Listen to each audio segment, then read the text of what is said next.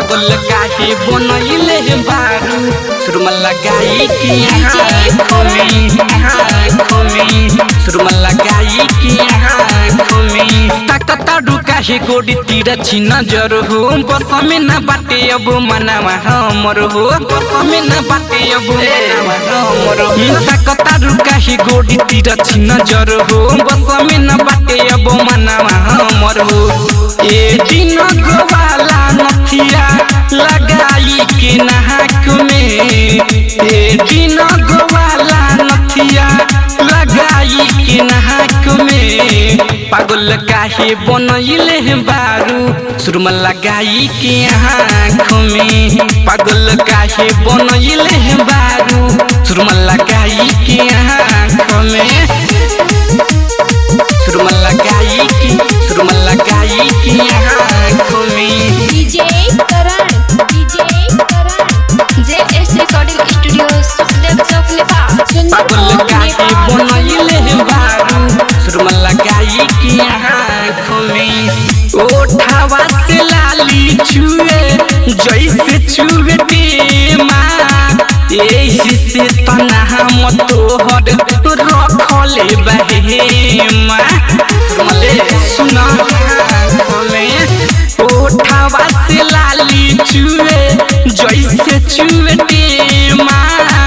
एही से तना हम तोहर रखले बहेमा देखते गिरल बानी जाके पाख में देखते गिरल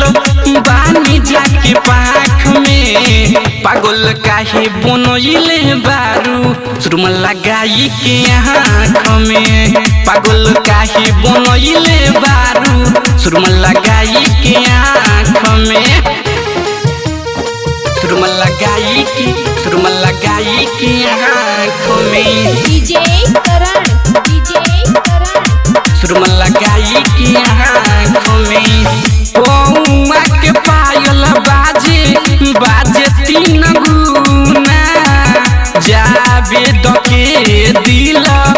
भइले झुना झुना सुरमा लगाई के आँख में पौआ के पायल बाजे तीन गुना जाबे तके दिल भइल झुना झुना राइटर वीरेंद्र कहे सुनर बाडू चांद से जैसे लाल यादव कहे सुनर बाडू चांद में पागल काहे बनैले बारू सुरमा लगाई के आँख में पागल काहे बनैले बारू सुरमा लगाई के आँख में ताकताडू काहे गोडी तीर छिन जर हो बस में न बाटे अब मनावा हमर हो ए दिन गोवाला नथिया लगाई के नाक में ए दिन गोवाला नथिया लगाई के नाक में पागल काहे बनैले बारू सुरमा लगाई के आँख में पागल काहे बनैले बारू सुरमा लगाई के आँख में जेएस रिकॉर्डिंग स्टूडियो सुखदेव चौक नेपाल।